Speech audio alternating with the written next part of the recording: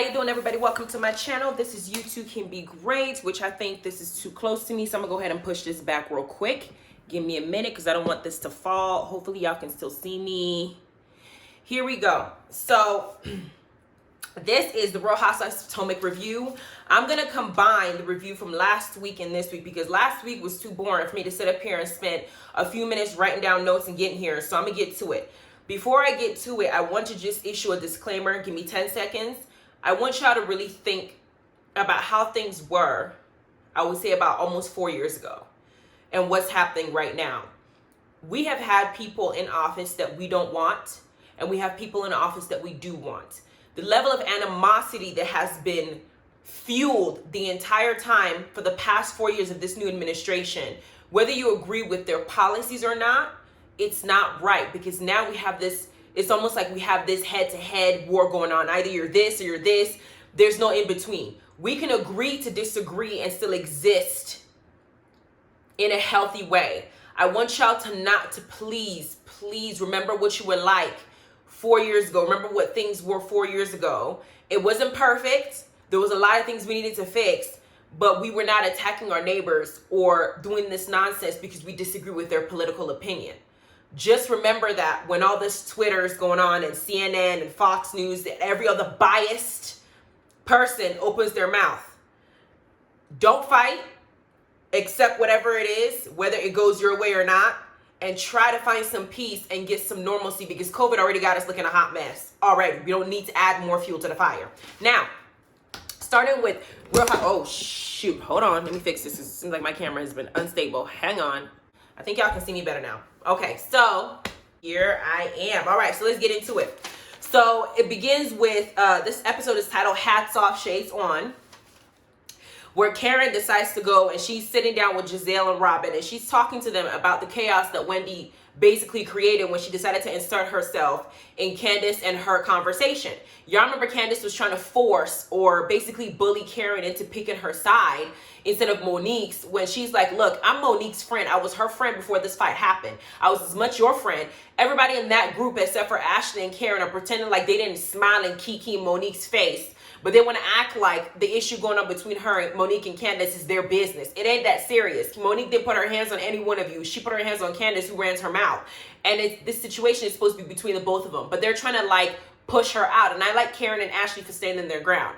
But Wendy inserted herself in that conversation because she's Team Candace. Okay, everybody didn't pick the side. So Karen had to check her. But Karen is now regurgitating everything that happened with that entire conversation to Giselle's loud mouth.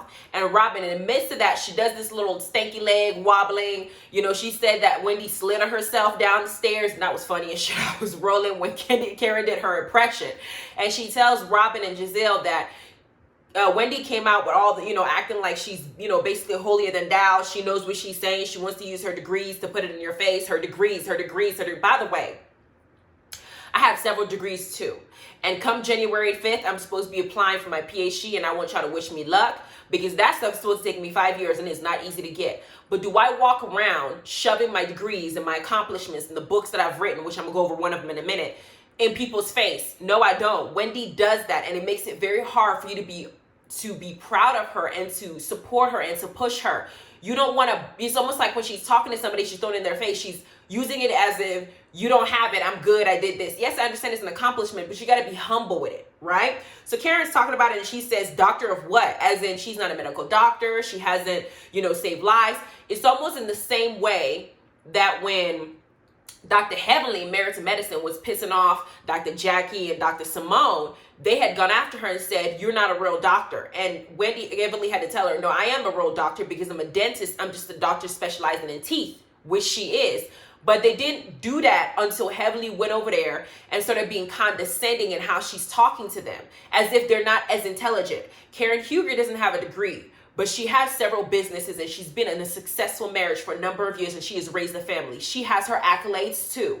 So Wendy coming down and doing all this excess stuff and making it seem like her degrees makes her above people. Yes, only about 2 or 3% of people in this economy have PhD in this country has PhDs, and some of them are like, specialized in doctor, but you also have to recognize what other people have done. It doesn't diminish your hard work. But Karen decided to make jokes about it.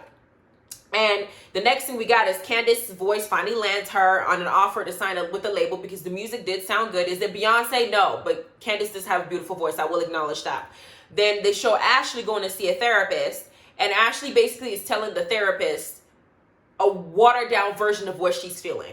If I was Ashley, I'd walk into that therapist's office and say, you know what? My husband is a piece of shit right now. I just had his baby. I had a freaking cut in my booty hole. I'm sitting up here nursing this baby, going through postpartum, and all he's worried about is who he's going to stick his penis in next.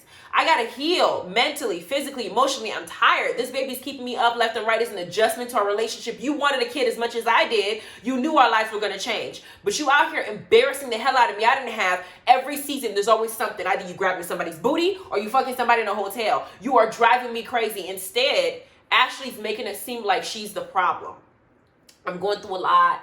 I need to find myself. I feel like I'm not the same as I was because Michael is making it seem like his behavior is her fault. It is not her fault. When you become a parent and you have a child, it changes your body, it changes your mind, it changes your spirit. You have other things that you have to worry about now aside from yourself. You have a whole child that you have to worry about rearing and teaching and feeding and educating. And hell, the way that Dean looks, Dean might end up being a part of the Housewives. She always has to take him around everywhere. I'm like, where is Michael or the nanny? Why is she taking this baby everywhere? She can't get a break. And all you're doing is worry about yourself. The therapist tells her that she needs to do things that are fun for herself. She needs to go on vacation. She needs to find herself again.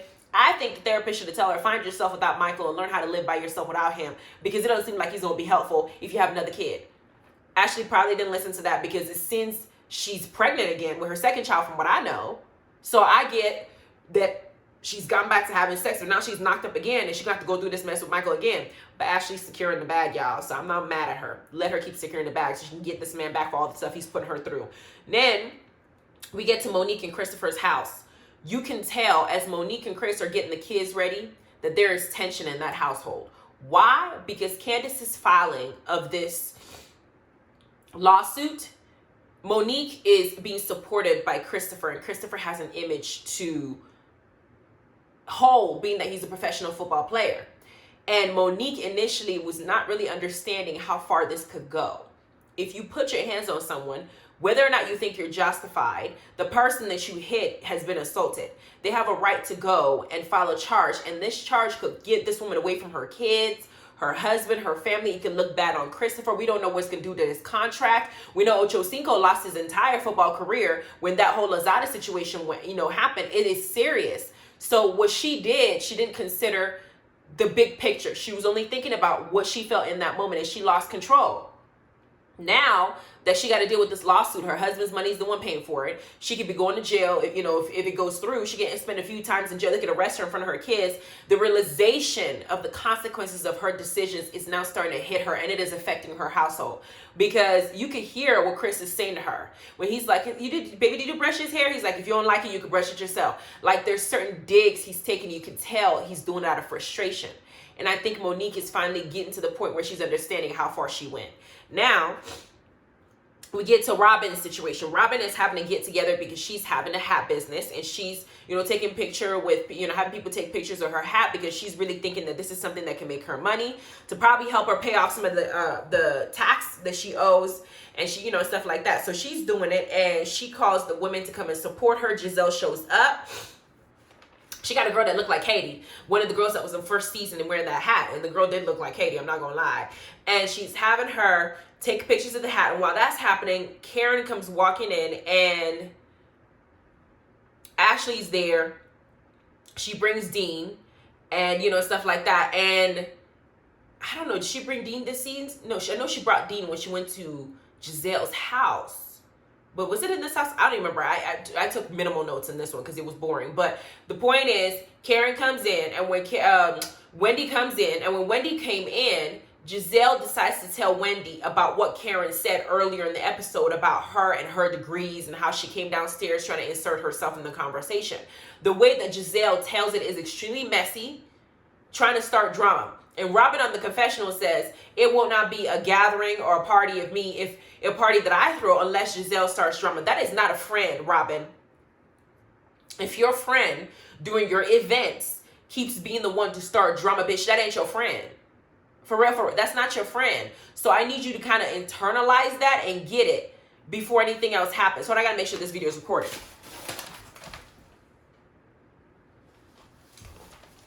It sure is. Now, because I know I had to do some adjustments, I want to make sure that it's still going. But that's not your friend, Robin. If you got to come back and say, you know, that every event that I have, Gizelle's got to be the one to show up and show out and make it about her. Because I know for a fact, if Robin went to one of Gizelle's gathering or her events, and Robin was the one to cause drama, Gizelle's not going to appreciate it. Robin lets her ass get run over. She grown. But she lets Giselle walk her, you know, just run her over with the way that she behaves. And she excuses her stupidity too many times for me to count. And I'm not, hell, that's her choice. But Wendy decides that she wants to now have a bone to pick because Karen said, you know, she was offended when Karen, you know, what degrees do you have? She took offense to it because she feels like if Karen is all about uplifting black women, this is one black woman who did something that a majority of people cannot even do, and she was successful at it. So she wants to talk about her 4 degrees, and she wants to make sure that the entire world knows that she has 4 degrees. So Karen comes walking in, and Ashley now lets everybody know that she is going to have them go on a vacation, that the therapist told her to do something that she enjoys. Traveling is something that she enjoys in addition to other things. So she pulls out a flag and she says, guess where we're going?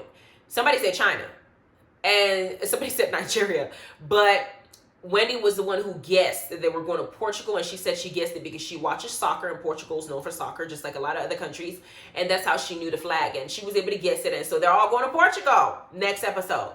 Now, after that happened, Wendy decides that she wants to now pick a bone with Karen and let Karen know that she was offended by how Giselle presented information to her. But Wendy puts it in the form of, you know, if Karen is talking about me behind my back, girl, Wendy's starting to get on my fucking nerves. Why? Because Wendy is starting to have selective memory. The previous episodes, Wendy, you went to Giselle and decided to tell Giselle, who we know is a loudmouth, messy person, that Karen had to bail her husband out during that whole tax ordeal using her money when her and Ray were going through it. And y'all remember that Giselle was picking and poking at Karen and Robin. All of them were going at it when she was going through a lot in her life, when she had to move. They had to figure the whole financial situation out. And they were not being supportive. So Wendy, you went and brought that information to Giselle. You were talking behind Karen's back. That's a fact. So now that Karen has an opinion that you don't like, she wants to go ahead and go after Karen and said, I have degrees. I'm Dr. Wendy and this, and this. And Karen's like, you out here shoving in people's faces. Wendy's like, I don't shove it in people's faces. And they flash back to her saying, I have 4 degrees. I have 4 degrees. Yes, I have 4 degrees. Yes, I have 4 degrees. And for me, I have a book on Amazon called Unleashed. Okay, by Adiya Bat-Tziyon. I wrote it under a pseudo name. If you guys want to know what's going on and want to understand what's happening right now and what's really happening in the way that the world is going, and everybody's talking about this whole new world order and all, if you really want to know how things are working in this country, in this entire world, this book breaks it down. I've heard great things. My uncles read it, my father's read it, my sisters read it. Some of y'all that watch my channel have read it. I've got little comments saying, oh my God, there's a lot of things I'm learning, I'm researching, I'm seeing what you're putting in the book, and I'm cross-referencing it with something else. This book is very informative. I have pictures, I have anecdotal words used by people who actually did research on what's happening. I told the story from beginning to end. Black folks, if you want to hide something from us, you hide it in a book. Pick up a book and read about what's happening. You can't use the excuse that you don't know, because I just provided you a blueprint. It's called Unleashed on Amazon by Adiya Bat-Tziyon. I'm going to put information about it below. I have other books as well I'm going to put below so you can go and look at those, but those are not nonfiction. Those are mostly fiction novels that are about romance and sex and everything lovely and fun and nasty and, freaky. It's up to you which one you want to pick, but that's the most important one. I would suggest every single one of you, white, black, whoever you are, read it, because it's important. What I put in there, you need to know. And I'm not one of those people that are just out here making stuff up. You need to know what's in there. But I'm not Wendy. I'm not going to walk around and say, I wrote a book. I wrote several books. I wrote 3. No, I'm just going to advertise it because it's something I feel it should be out there. I'm going to move on with my life. But Wendy tends to shove her success down your throat. That makes it very hard for you to support this woman. For real, for real. Then the show ends with Candace getting a countersuit assault charges from Monique. And I don't know why her ass acts shocked. She comes out and she shows her ass. She said, this dusty bitch. She calls Monique every name in the book. This girl is not a fragile girl that cannot fight. Y'all heard her mouth. The way she talks, she can defend herself. This is the thing that I need Candace to get some common sense and get it right. you are suing someone, okay, who has a family, okay, and you're suing them for assault, that individual can end up going to jail. Even a serial killer and a rapist is not going to go to court and say, yeah, Your Honor, I did it. How much you want me to pay? How much time you want me to serve? I'll take the maximum. I'm remorseful. No, nobody in their right mind is going to do that. They're going to have a way to defend themselves. And Monique is going to defend herself. So that way, if she has to compensate you for what happened, she's going to take the lesser of whatever it is she has to do. Candace, you did not expect that you're going to go and file an assault charge on someone. They're not going to retaliate. You have to be the dumbest person. Because I heard Candace's husband tell her, you knew this was going to happen. Like, calm down. Why are you acting like a fool? You act like you yourself didn't have aggressive tendencies too. This was gonna happen. She was gonna fight for herself because she has a family and she has her own kids. Why are you acting shocked, girl? All these dramatics that Candace is doing, I feel like she's doing it for dramatic effect. That's how I take it. Because for me, as it's happening, I'm not shocked. I don't know why she's shocked. I feel like she may be exaggerating it because she wants more sympathy. I don't know. But the next episode comes on, and season 5, episode 15, called Portu-Girl-Bye. Okay, Portu-Girl-Bye. Now, they're off to Portugal without Monique because Monique has been X'd off the camp.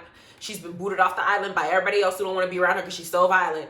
Then they get to Portugal, and of course, Karen takes this particular dinner moment while they're there to get Giselle's shady, double standard, two-faced ass together about having them around her free spirit and Jamal, because Jamal is known to philander. And I know Giselle ain't dumb. She exaggerates other people's problems in the group because she don't want them to focus on her.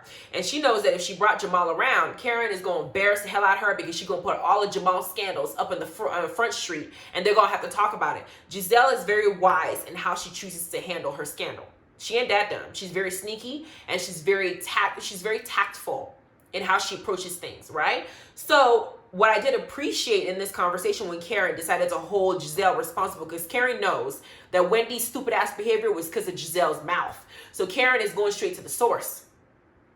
Karen, who doesn't have a degree, will have common sense enough to go straight to the source of the issue. And she's going after Giselle and basically holding her to the cross, saying, yo, you got to act like what you expect us to behave like towards you. If you want us to bring our relationship, you want to be in our business, we need to be in your business too, because otherwise you're being a surface friend, right? Which is facts. Then Robin, I appreciated Robin speaking up, because Robin decided to tell Giselle, you know, she's right. You know, I have Juan, I put my business out there. Michael's cheating, you know, scandals on here. We got Chris, we've met Candace's dude. I keep forgetting his name because he's not really there often. We've met everybody's man except for your own, because you choose to keep your own private life private, but you want to be in ours and tell us what to do about our relationship. Coming up to me asking me about how I helped Ray financially. Girl, bye. So Giselle feels some type of way because she's feeling like she's being attacked. Giselle always feels like she's being attacked when somebody's doing the same thing that she does to other people to her. Girl, bye. You're doing the same thing. Get over it. And Ashley brings up her situation, and again she decides to blame herself for what Michael's doing. And I love how Robin and everybody told her that Michael needs to be supportive in this situation, because we as women, when we have kids, we tend to go through a phase because we carry these kids for 9 months. Then we got to either push this baby out or have a C-section that takes 6 to 8 weeks to recover. And then we're not sleeping. We got to feed. We got to readjust all our lives for a new human being. I need support from you. You can't just use the excuse that I'm not giving you attention. The baby's getting all the attention. The baby's the one that needs more of the attention right now until we get adjusted. You need to be working with me. But it seems like the way that Ashley's doing it, she's taking the blame for Michael's behavior. And I love that all these women are telling her, no, this man needs to behave like somebody who married you and said for better or worse. Because right now, you're taking up all the burden in addition to what you're going through postpartum. Is too much for one person to handle. But Wendy decides to tell us a story. She brings up her degrees, and I'm thinking, child, we never gonna hear about this. We stop hearing about this damn degrees. It's gonna be too much. But instead of her talking about the degrees in the way I thought she was gonna do it, she said that her father and her mother, like a lot of immigrants, like my family, come to this country, come with nothing. When my parents migrated, it was after the Civil War, and my father came here when he was barely 18 years old. His father had died early in his 50s, and he had to be the one to support his siblings back home, working 3 jobs as an immigrant. And I don't know if y'all know, back then, the racism that we're experiencing now, it was like 10 times worse. It's gotten better over the years, but there's still some fixing that we can do. But imagine if we're seeing what's happening now, what our parents went through way back when. I mean, it's only been 50 years since we got the right to vote. And some people will tell you stories about how they remember having to cross the street. And my parents migrated into this country during that time. Wendy's parents possibly the same, and they came here and they had to basically bust their ass, take whatever they were getting, whatever whatever mistreatments, whatever insults, they had to just tolerate it because they had goals in their mind to make a better future for their children. And they just dealt with a whole lot that I'm so happy my parents were able to tolerate, because I had a different life. But her father came, and when he became manager at Wendy's, because he busted his ass and got that job, somebody saw his potential.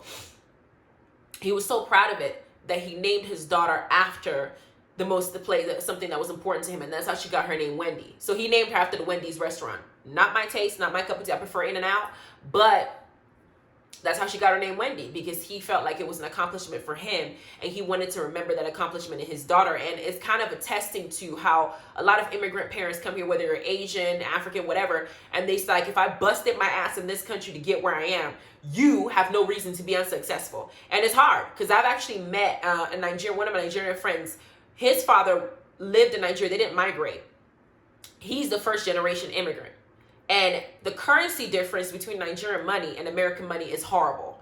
For every $1, it's like almost 500 Naira. And most people survive on $100 a month, right?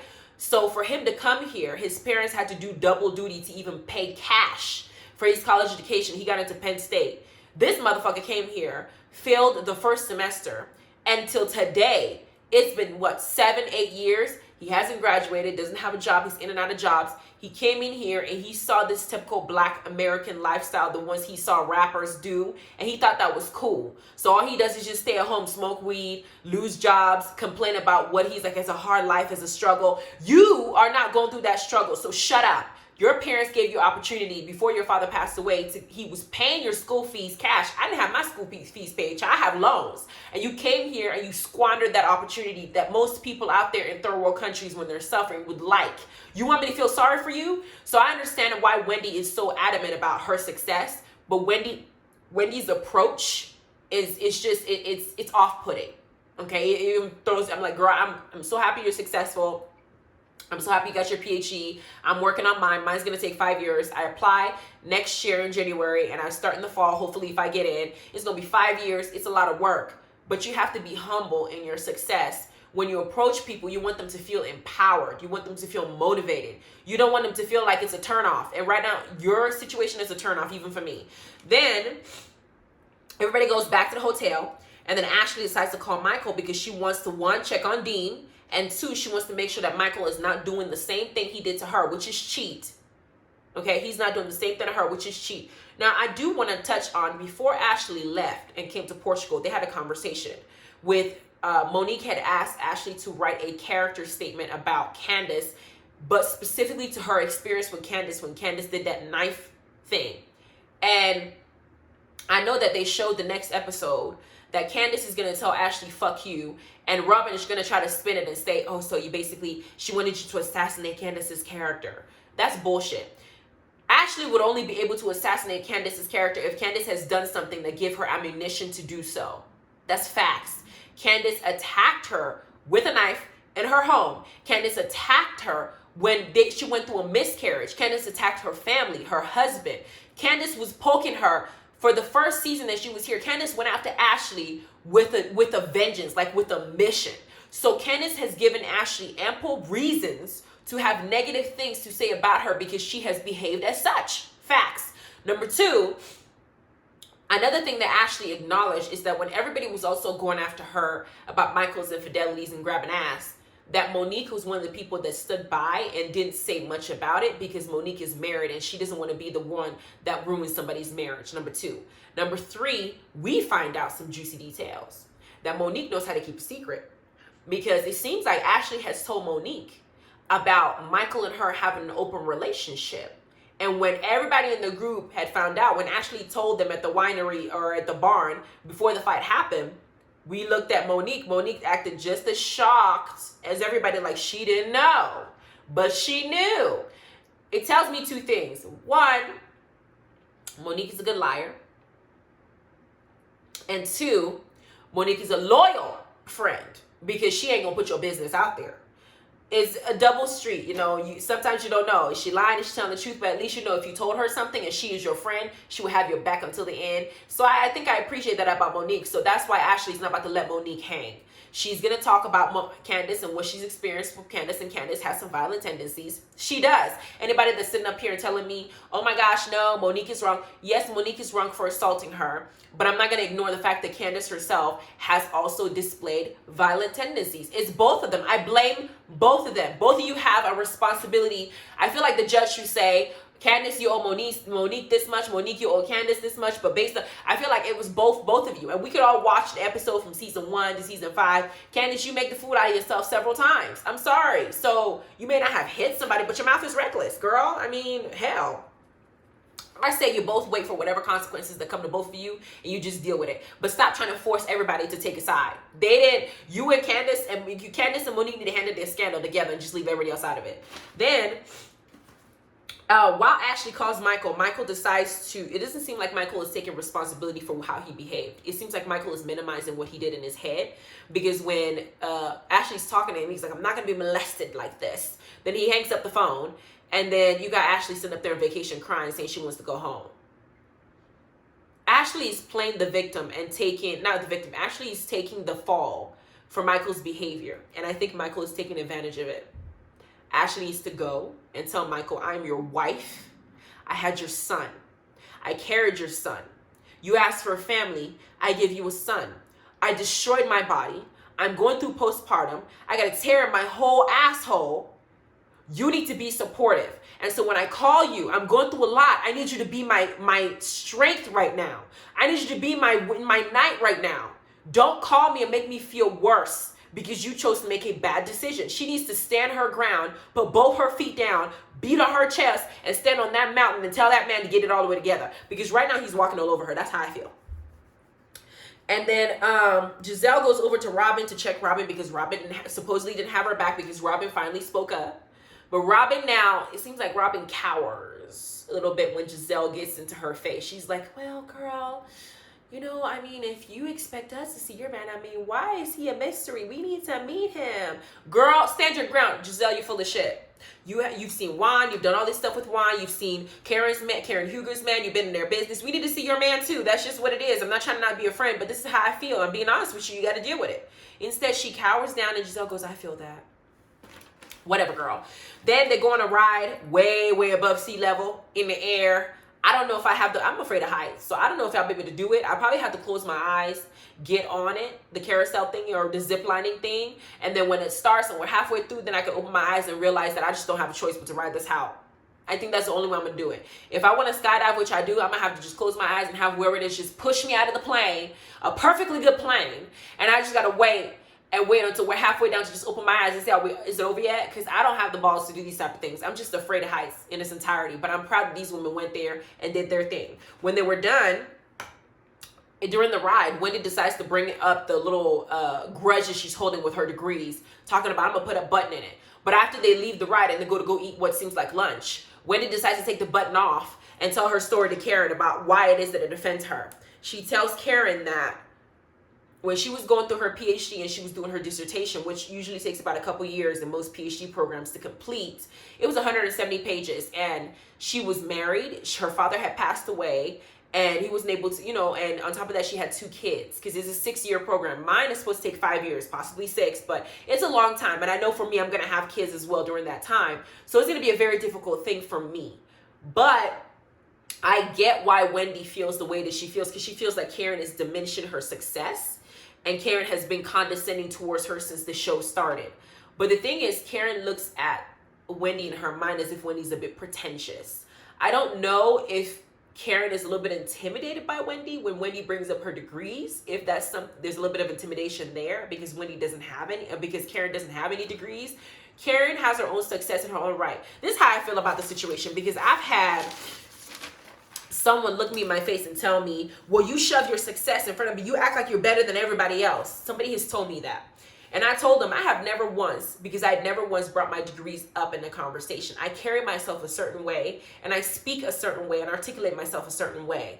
if you're having a problem or you feel in your spirit that you yourself could have gone and gotten those degrees and you didn't, then I can see the insecurity coming out, because you yourself feel like I could have done it if I wanted to, but I chose a different life.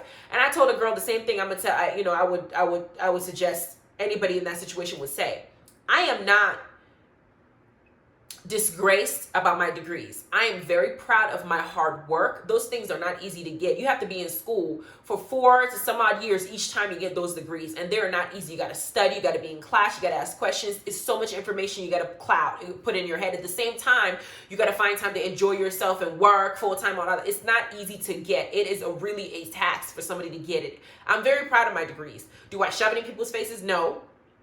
But I'm not going to be ashamed to mention it. And if you feel some type of way about it, then you yourself can go get it. You have the same opportunities I have. Go get it. That's how I feel. But in Wendy's case, I feel like she is throwing it down their throats. And I feel like you could say it once or twice, and you could, you can now display your intelligence through your deeds, not through your words. And I think maybe that's what irritates Karen.